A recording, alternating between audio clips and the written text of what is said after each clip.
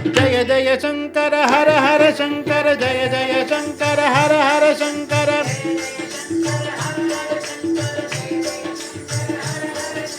जय जय शंकर हर हर शंकर जय जय शंकर हर हर शंकर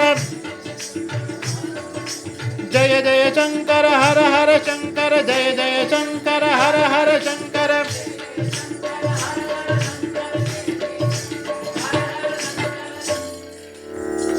முன்னாள் ஜனாதிபதி ஆர் வெங்கட்ராமன் ஓஹோ பயங்கர பரம பக்தருங்க. ஆஹா எங்களோட ஒரு நிகழ்ச்சிய ஒரு புனிதமான கலை கூடத்துல உட்கார்ந்து கேட்டு அப்பாவை ரசிச்சு வாழ்த்தி காலடி முதல் காட்சி வரையில ஒரு பாட்டு பாட சொல்லி ரசித்த பாக்கியம் எங்களுக்கு இருக்குது. அந்த சந்தோஷத்துல இந்த பதிவை நான் உங்ககிட்ட சொல்றேன். ரீனு வந்து உட்கார்ந்துட்டு அன்னைக்கு நாள் பாரத சமுதாயம் வாழ்கவே பாடுங்கன்னு எழுதி கொடுத்தாரு. நான் ரொம்ப சின்ன போட்டேன், ஆனாலும் அந்த பாட்டு கரெக்டா ரெடியா வச்சிருந்தேன். இப்பெல்லாம் இருக்கிற மாதிரி லேப்டாப்லாம் எதுங்க, மைண்டு தான் லேப்டாப். இதெல்லாம் வந்த உடனே யார் நம்ம வீட்டுல அம்மா நம்பரே செல்ல பார்த்தேன்னு சொல்றோம்.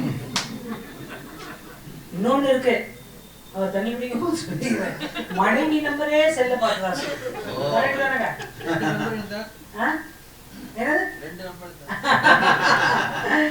எத்தனை நம்பர் இருந்தாலும் நம்ம வந்து செல்ல பார்த்துதான் பேசுறோம். ஞாபக சக்தி போயிடுச்சு. முதல்ல பெரியவா நிகழ்ச்சி கேட்கிறோம்னா அவருடைய நினைவு சக்தி நம்மளுக்கு வரணும் வேண்டும். கரெக்டா நான் சொன்னது?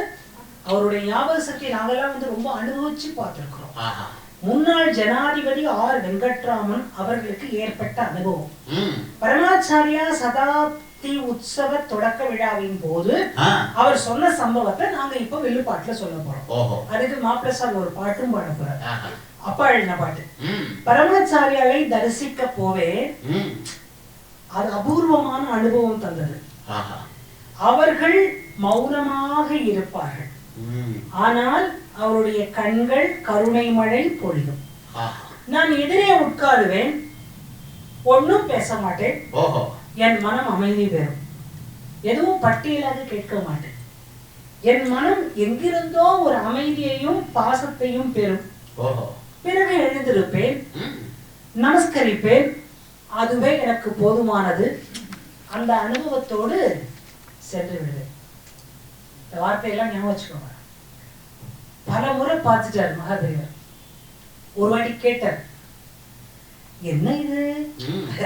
அவர் வாயால கேள்வி வந்திருக்கா, இவர் எவ்வளவு பாக்கியசாலி பாருங்க சார். ஜனாதிபதி ஆர் வெங்கட்ராமன் மிகப்பெரிய இசை ரசிகர், மிகப்பெரிய பண்பாடு, எல்லாருக்கும் தெரிஞ்சிருக்கும். தெரிஞ்சதைத்தான் நான் கோடு போட்டு காமிக்கிறேன். என்ன இது? யார் கேட்கிறான்? பெரியவர் கேட்கிறார். என்ன இது? நானும் கவனிச்சுட்டே இருக்கேன், நீ பாட்டுக்கு என்ன பார்க்க வர, ஏன் முன்னால பேசாம உட்கார்ந்து பார்த்துக்கிட்டே இருக்க, அப்புறம் நீ பாட்டுக்கு எழுந்து போயிடுற, என்ன இதெல்லாம் அப்படின்னு சிரிச்சுக்கிட்டே கேட்கிறார்.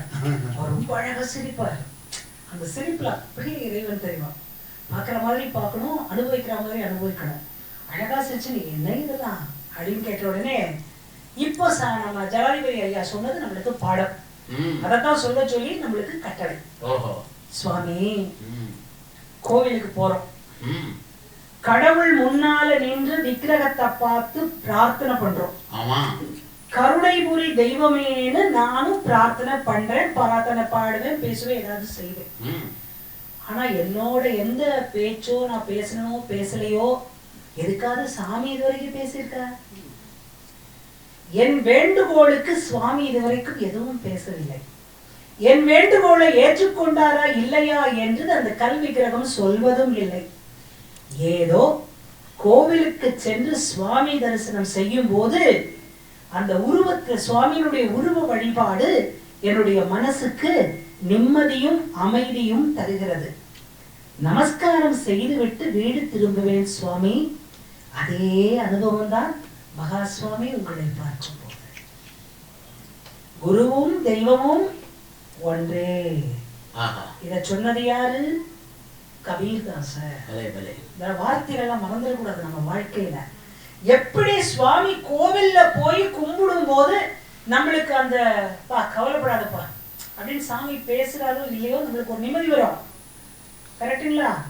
இங்க அழகான ஒரு யூத் இருக்காங்க, அவங்கள வச்சுட்டு தான் நான் சொல்றேன். எல்லாருமே நம்ம எபோவ் 16 தான் நினைக்கிறேன், ஏஜ் சொல்ல மாட்டேன். நீங்க போட்டுக்கோங்க, அது என்ன வேணா போட்டுக்கோங்க. எதுக்கு சொல்றேன்னா குழந்தைகள் இருக்கு, அதான் எனக்கு ரொம்ப சந்தோஷமா இருக்கு. நம்ம பகவான்கிட்ட எதுவும் கேட்கிறோமோ இல்லையோ, எந்த பகவான் நம்மள்கிட்ட பேசணும் இல்லை, பட்டியல் போடவே கூடாது. அப்பா ஒரு அழகான காமெடி சொல்லுவாங்க, காமெடி அதை நகைச்சுவை தத்துவம் என்னன்னா நீங்க போட்டுக்கலாம். என்ன கேட்டாலும் கௌரவமா கேட்டாதான் கடவுள் காதை கொடுப்பார், இல்லைன்னா அவர் காது கேட்காது. அவர் காது திறக்கவே திறக்காது. நம்ம காதெல்லாம் தான் திறந்துருக்கோம். 8 மணிக்கு என்ன சீரியல் வரப்போகுது, 8:30 மணிக்கு என்ன சீரியல், பரவாயில்ல, கயல் முடிஞ்சிருந்தா என்ன, சுந்தரி முடிஞ்சிருந்தா என்ன, எது முடிஞ்சா என்ன நம்ம நினைப்போம். அந்த சீரியலுக்கு மத்தியில் ஒரு சாப்பாடு வரும் பாருங்க, அதை சாப்பிட்டாலே அப்பா சொன்ன துறவரம் வந்துடும். கயல் முடிஞ்ச பிறகுதான் ஒரு தொகையல் வரும், அதை சாப்பிட்டா அவ்வளோதான். வானத்தை போலைக்கு மத்தியில் தோசையை போல ஒன்று வரும், இது ரெண்டுத்தையும் சேர்த்து சாப்பிடுங்க, செம்ம எதிர் நீச்சல். இதுதான் நிலைமை. ஆனா அதுதான் நம்மளுக்கு வந்து கலைஞர்கள் வாழ்க்கை, நம்ம வாழ்க்கை அப்படி அவங்க வாழ்க்கை. என்ன சாமி சொன்னதான், ஒட்டி இரு ஒட்டாம இரு, அவ்வளவுதானே. புருஷனுக்கு சாப்பாடை கட் பண்ணாத, எடுத்து வச்சு தின்னு இடிக்காத. அவருக்கு வைக்கிறத விட உனக்கு என்னையா சீரியல், அவரெல்லாம் வாழ்க்கையினுடைய நம்ம மொத்த சீரியல். கணவர் நீ பாதி நான் பாதின்னு அப்புறம் என்னதுன்னு சொல்ற, அப்ப இருக்கு நீ இருக்கியானா எங்களுக்கு அந்த பிரச்சனையே இல்லை. ஒருத்தர் சொன்னாரு, உங்க வீட்டுல மதுரையா மதுரையா சிதம்பரமா, உடனே திருமகன் டான்னு பதில் சொன்னார், மதுரையும் இல்லை சிதம்பரம் இல்லை திண்டுக்கல். ஏன்னு கேட்டாங்க, எங்க வீட்டுல திண்டுக்கல் பூட்டு தான் எப்போ தொங்கும், நாங்க 2 பேரும் கச்சேரி போயிடுவாங்க, திறக்கிறது என் டியூட்டி. ஏன்னா சாமி நீதான் பத்திரமா வச்சிருக்கோம். அது ஒண்ணு இருக்கு இல்லையா. ஏன் இதை சொல்றேன்னா, இந்த அனுபவத்தை நீங்கள் மனதில் வைத்துக் கொண்டு, இதோடு இன்னும் ஒரு அனுபவம் சொல்லி அடைய நிறைவு செய்கிறேன். இப்போ அப்பா எழுதிய பாடல், நாளைக்கு அப்பாவை நினைத்துக் கொள்ளும்படியும் நம்ம செய்வோம். மருமகன் பாடும்போது ஜெகமெல்லாம் புகழ்ந்திடும் ஜெகத்குருவே என்ற வார்த்தை முழுக்க அப்பாவோட வார்த்தை. இந்த பாடலை பாடிய பின்பு அப்படியே ஒரு அனுபவம் ஷார்ப்பா எழுது.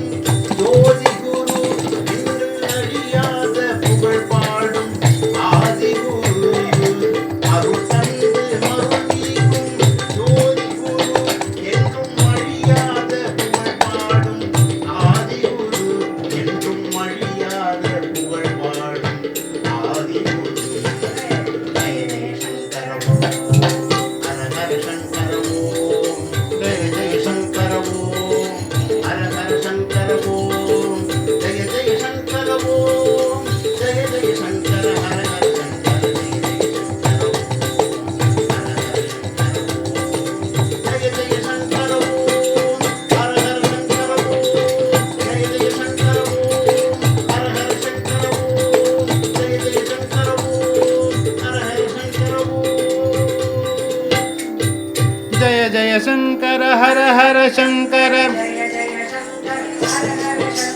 ஜய ஜய சங்கர ஹர ஹர சங்கர ஜய ஜய ஜய ஜய சங்கர ஹர ஹர சங்கர ஜய ஜய சங்கர ஹர ஹர சங்கர ஜய ஜய சங்கர ஹர ஹர சங்கர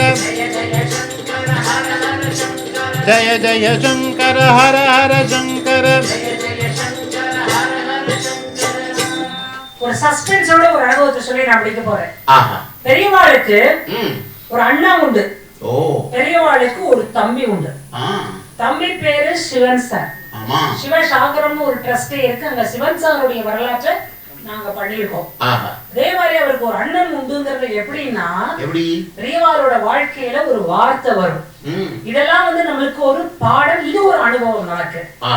அதாவது அந்த கணபதின்ற அண்ணன் சின்ன வயசுலயே இறைவனோடு சேர்ந்துட்டார், குட்டி குழந்தையா இருக்கும் போதே சேர்ந்துட்டார். சரி, இவருக்கு நம்ம மகாபெரிவாளுக்கு சுவாமிநாதன் பூர்வாசிரம பேரு வச்சு அம்மா சொல்லும் போது, மதிமகாலட்சுமி அவங்க அம்மா பேரு, அம்மா சொல்லும் போது நல்லா இருப்படா நல்லா இருப்படா ஆசீர்வதிக்கும் போது அவர் ஒண்ணு கேட்டாராம் சுவாமிநாதன், அம்மா சின்ன குழந்தை, அம்மா எனக்கு ஒரு அண்ணன் இருந்தானாமே.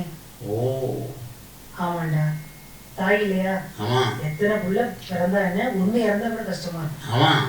ஆமாண்டா அப்படின்னாலாம். அவர் 2 வயசுலயே இறந்து விட்டாராமே. ஆமாண்டா அப்படின்னு சொல்றான். இந்த கஷ்டத்தை குழந்தைக்கு காமிக்க வேண்டாமே அப்படி சொல்றான். என்னம்மா 2 வயசுலயே குழந்தை இருந்தா? ஆமாண்டா அப்படின்னு அப்படியே சர்வசாதாரணமா சொல்லிட்டியே, ஒருவேளை நான் போனாலும் அப்படிதான் சொல்லுவியா? நமக்கு ஒரு அனுபவத்தை தரவே இந்த கேள்வி. அவர்கள் கேள்விகள் எல்லாம் கேள்விகள் அல்ல, அத்தனையும் வேள்விகள்.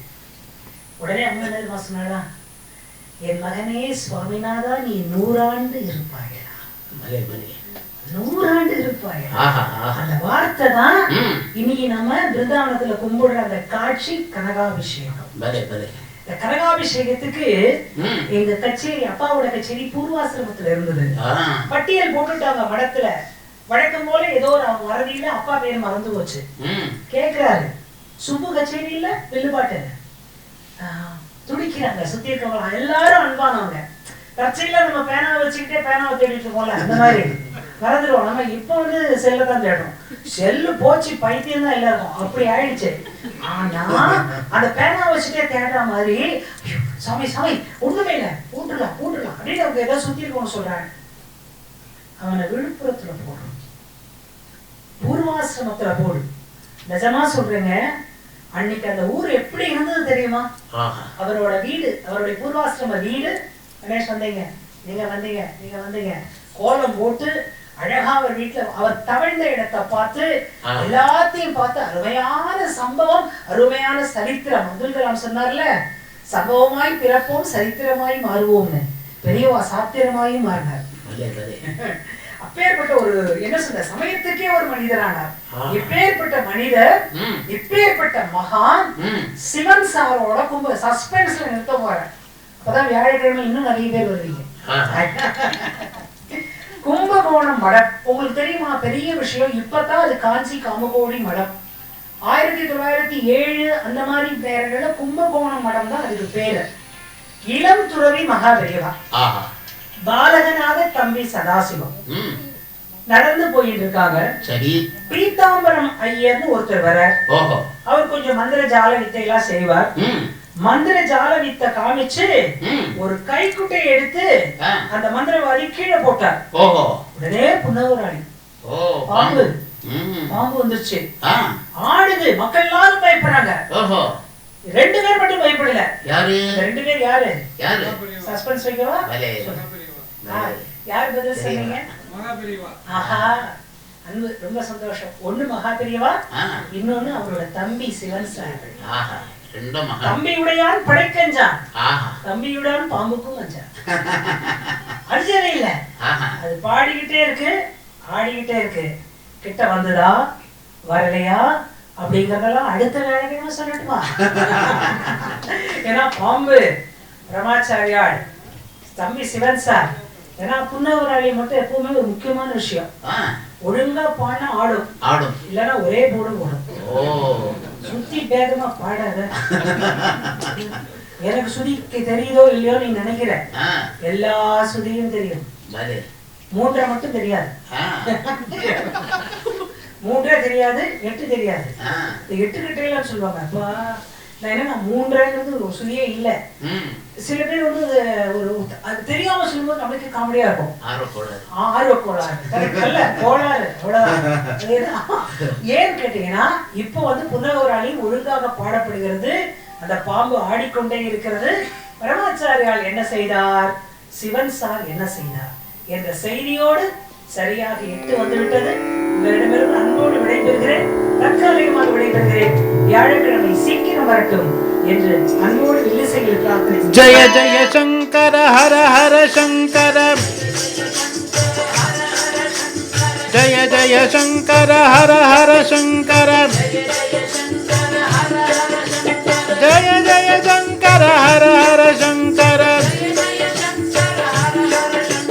ஜெய ஜெய சங்கர ஹர ஹர சங்கர, ஜெய ஜெய சங்கர ஹர ஹர சங்கர, ஜெய ஜெய சங்கர ஹர ஹர சங்கர. வாழியவே பல்லாண்டு காலம், பல்லாண்டு பல்லாண்டு வாழியவே,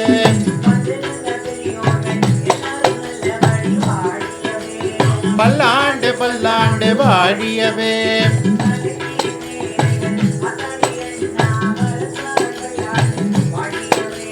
பல்லாண்டு பல்லாண்டு வாழியவே,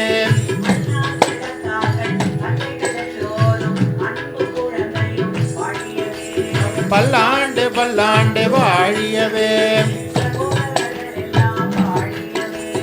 பல்லாண்டு பல்லாண்டு வாழியவே,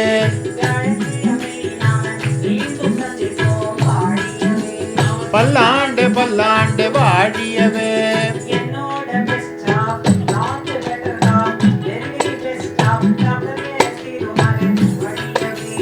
பல்லாண்டு பல்லாண்டு வாழியவே,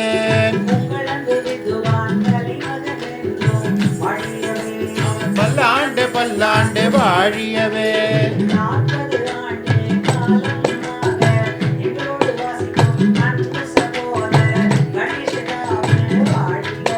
பல்லாண்டு பல்லாண்டு வாழியவே,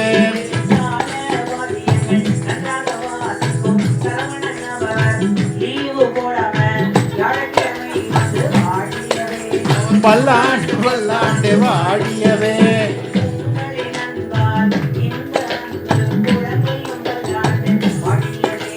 பல்லாண்டு பல்லாண்டு வாழியவே,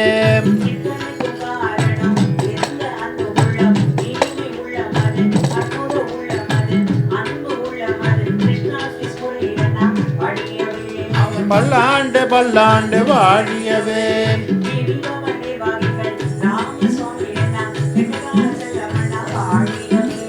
பல்லாண்டு பல்லாண்டு வாழியவே,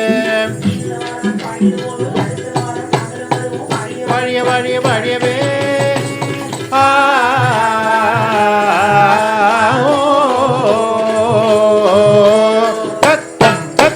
தகதிமி தகஜன தகதிமி தகஜனம் தகதிமி தகஜன தகதிமி தகஜன தாங்க தாங்க தக தாங்க தாங்க தக தகதிமி தகஜன தகதிமி தாங்க தாங்க தாங்க தாங்க தந்தம் தாங்க தாங்க தாங்க தாங்க தந்தம் தாங்க தாங்க